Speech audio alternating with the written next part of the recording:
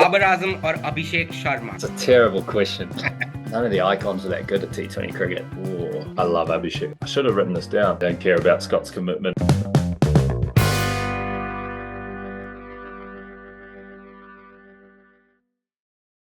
Max, thanks so much for joining us at EuroCrick today. You've had one of those stellar years where every time someone mentions associate cricket, your name pops up like a sponsored ad. But for the uninitiated, Max was born in Auckland to a Kiwi dad, a former first class cricketer, and a Dutch mum. Having played age group cricket across two hemispheres, he made the international debut for the Netherlands more than a decade ago. Since then, he has become one of the most recognizable names, not just in Dutch cricket, but across the cricketing world. He's currently the leading run scorer for the Netherlands in both T20Is and ODIs. Once again, thank you so much, Max, for joining in. Thank you for having me, guys. Appreciate it. Coming back to your 2025, it's been a year filled with runs, records, the Tim Dilly medal, a World Cup spot. Everything's been secured. Basically, the kind of year where the commentator says he's in the form of his life, even though they promised that they would never use cliches again. How would you sum up your year, Max? Yeah, it's been an amazing year, definitely. I've really enjoyed it, I think. Most importantly, the team achieved one of its main goals, which was qualifying for the World Cup. And to be able to contribute with some runs, I think is extremely special and something I'm very proud of. And hopefully I'm able to continue that going into 2026. Before we look towards a busy 2026, I wanted to understand how the Netherlands is preparing for what's ahead, especially given the team hasn't had much time together over the winter as a full group. What's been the internal conversation like heading into the new year? There's been plenty of conversations, obviously, with Ryan Cook as head coach and Heino Kuhn and Ryan van Niekerk and now Tom Dawson-Squibbon as psychologist. I think we've got a really good leadership group who keep us accountable because obviously guys go all over the world. And I'm currently in Nepal. We got guys in South Africa. We got guys in England. We got guys in the Netherlands, Australia, and so on. So it's widespread, and we're in contact pretty much every day through video apps, through conversations, whatever it may be. So we've been setting ourselves little challenges throughout this little block, whether it be cricket related or uncricket related. We're always really busy and holding each other accountable. And like I said, I'm currently playing in a league. There's players who are playing in Australia. There's a training camp happening in Cape Town. So there's all sorts of things going on where guys are preparing for the upcoming World Cup and making sure we're ready for that.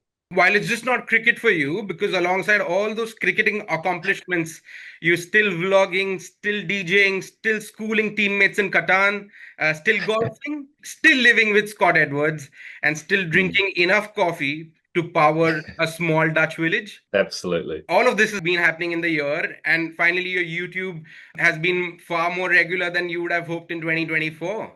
Yeah, absolutely. I mean, it just kind of started randomly. I bought my own little camera to actually originally record my DJ sets. And then that slowly turned into filming my teammates, filming at training, and then that evolved into the vlogging. And that started in Bangladesh. And it was actually the perfect place to start because obviously the algorithm, the Bangladeshi fans, they love seeing it. And it's gotten to a point now where I kind of just document everything that happens around me. I think most of my friends will say that I love to film certain events, and sometimes it's probably too much filming, but I just enjoy capturing moments, and it slowly turned into vlogging. You said that it was perfect to launch in Bangladesh. You'll have more crowds probably soon, with you guys soon due to come to India and Sri Lanka for the T20 World Cup. The Netherlands is penciled into play at the biggest cricketing venue at the Narendra Modi Stadium in Ahmedabad. How are you looking at that opportunity? And now the groups are out, so what's your take on it? Yeah, I mean, you look at the group, I think it's one of the strongest groups there. I mean, three of the strongest associates with USA and Namibia and ourselves. Yeah.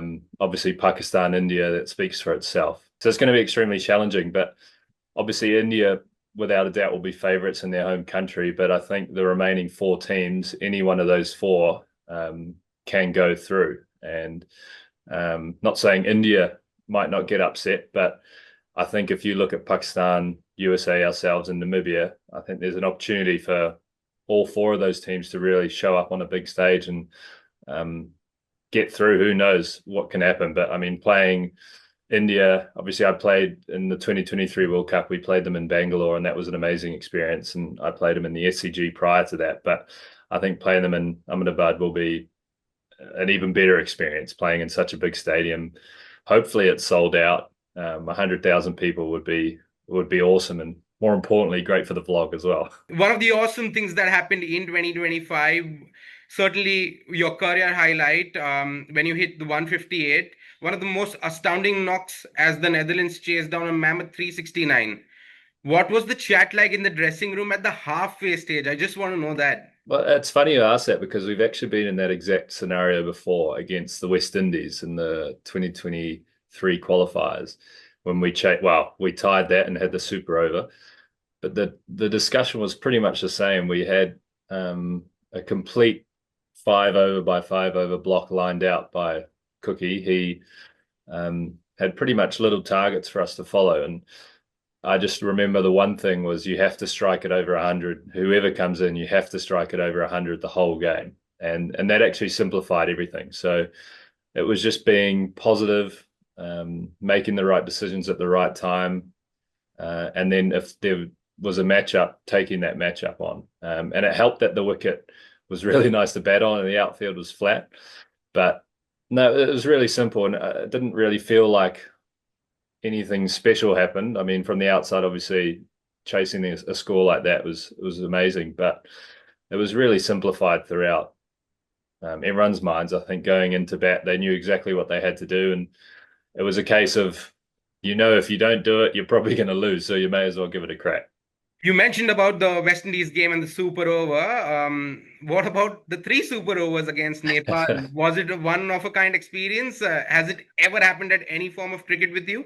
No, well, it's the first time I've seen it's happened in international cricket. It was absolutely bizarre, to be honest. I think I can't even remember the order of it, but I think we tied the first one, obviously chasing the first super over, and then we set in the second super over, and then unfortunately got hit for six on the last ball, which tied it again. And then Zach Lyon Cachet bowled that awesome third super over, and then Levitt pumped it first ball. So I can't imagine that happening again anytime soon, although it would be a pretty cool spectacle if it did. What's the step ahead for the group? Consistently, they have been challenging top teams and punching above the weight. Netherlands got a reputation of punching above the weight. If you can shed light on what's coming ahead. Well, obviously, there's no fixtures scheduled as of yet leading into the World Cup. We're trying to play some games against other countries, but it's all dependent on schedules and finance and funding, of course. So if there's no official international games, there'll definitely be a training camp, whether that's in Sri Lanka or whether that's in India. No one knows yet. Obviously, we're still searching for a sponsor. So all these things kind of come into consideration, but I know for a fact that guys are working on their craft wherever they are in the world. So obviously game time would be great and playing teams would be awesome preparation. But if that wasn't to happen, then I think we'll be well prepared going into the warm-up games in Sri Lanka anyway. Apart from the World Cup in 2026, another massive event lined up next year is the arrival of ETPL, the European T20 Premier League. How excited are you about having a franchisee league in the region? Yeah, extremely exciting. I think obviously we heard sniffs about it a long time ago and it never eventuated, but I think this is the first time in a long time where we've actually felt really confident that this tournament's going ahead, which is awesome news. And obviously franchise cricket around the world is really elevated local games. I mean, you look at SA20, a lot of the guys there performing on the big stage against some of the best players. You look at the ILT, you look at GT20, all these leagues around the world give such a great opportunity for not only overseas guys to play, but more importantly, local guys to play against the best in the world. Even here in Nepal at the moment, some of the overseas players are of great quality and the local guys are getting thrown into the deep end early. And that's often how you learn quickly. So I think a franchise league across three of the most exciting European countries and an opportunity for guys to come to Amsterdam, Dublin, and Edinburgh, it's pretty cool, and I'm sure it'll be one of the leading franchise destinations without a doubt. That's the serious stuff done. Now it's time to move out to a new section called Deep Point, where questions don't really have a point, but we hope your answers do. So There we go. I'm going to start straight away with it. What's the correct number of times to snooze an alarm before accepting defeat as a human? I don't think you can snooze it more than twice. I don't snooze alarms. Yeah, because accountability matters at 7 a.m. as well. So, Absolutely. is troop waffle a dessert, a snack, or an all times performance enhancer? It's probably a mixture of a snack and a performance enhancer. I think we need to get it more in the team. A little quick energy burst. Is being an opening batter a personality trait or a lifestyle choice? I think it's a personality trait. Have you ever forgotten your box and walked into a net session? Yes, I have. And it's extremely scary because you face the first ball and it just doesn't quite feel right. So it has happened a few times, is what you're saying? It has happened. Thankfully, I haven't inside edge run yet, but it has happened before. If you could outlaw one dismissal from world cricket purely because it annoys you, which one are you going to removing? Chopped on. I think chopped on is the most annoying dismissal. It feels like it just doesn't feel right, but it makes sense, but it just doesn't feel right. I think you have a personal angst against inside edges, I feel now. Yeah, I hate an inside edge. There's nothing more annoying, especially when it hits the stumps. Okay, name the teammate you're most scared to run out because you know you'll never hear the end of it. Rule off van der Merwe, without a doubt. In the Netherlands, where the half the country lives below the sea level, is digging in at the crease a batting technique or just part of Dutch life? That's just part of Dutch life. We're great engineers. We love to dig. From Dutch life to Dutch housemates, you live with Scott Edwards. What's one thing he does at home that would absolutely ruin his captaincy image? Oh, that's a great question. He chews his food extremely loudly and will just be an extremely weird person and just thoroughly enjoys awkward silences.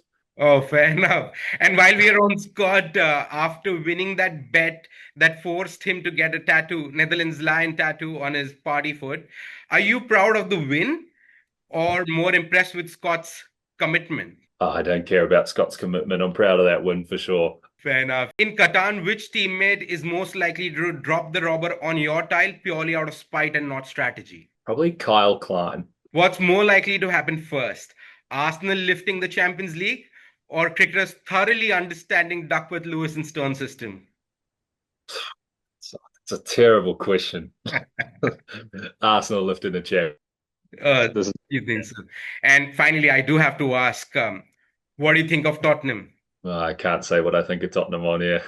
Okay, now into the final stretch to build your all-time T20 11.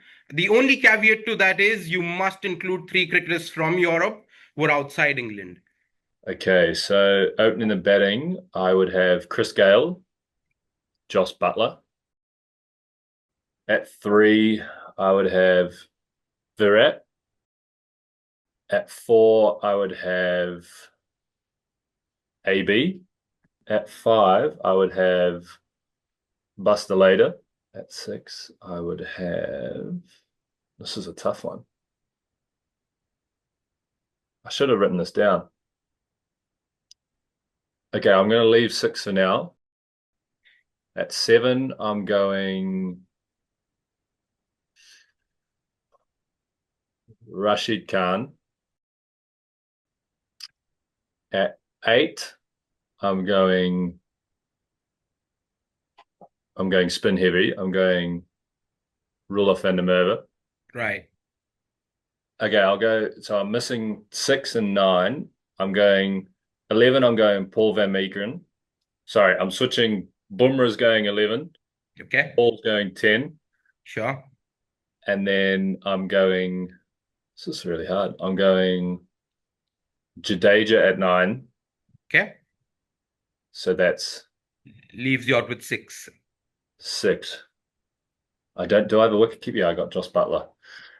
I'm going one more power hitter, Kieran Pollard. Okay. At 6. Fantastic. You've selected your wicketkeeper. That's in Joss Butler. What about your captain? My captain would be Virat Kohli. Perfect. Moving on to the next section, which is blind rankings with Max O'Dowd, Dutch edition. First name coming up is Peter Boren. Peter Boren. It's a tough one. First one. I'm going to go Peter Boren at 2. Fair. Next is Tim de Leede. Tim de Leede, also a legend. He's going to go 3 for me. Good friend Scott Edwards.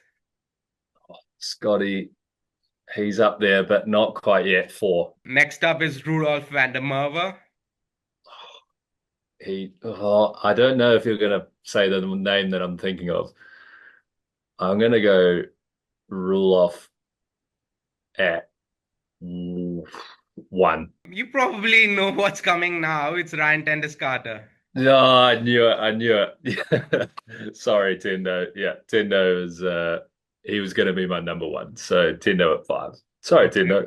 Fair. The winner stays on. T20 openers across the world. We start with Paul Sterling or Babar Azam. Babar Azam. Babar Azam or Aaron Finch.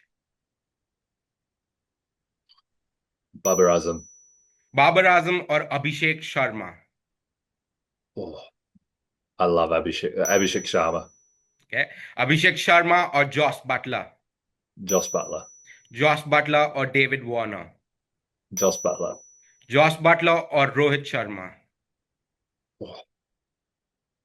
Josh Butler. Josh Butler or Quinton de Kock. Josh Butler. Josh Butler or Chris Gale. Oh, that's so hard. Josh Butler's my favorite player, but Chris Gale. Okay. And Chris Gale or Phil Salt. Oh, sorry, Salty. Chris Gale. Chris Gale is the winner. He Thank you is. so much, Max. It was wonderful. This section was really fun. And thank you for your time earlier as well. No worries. Thanks, guys.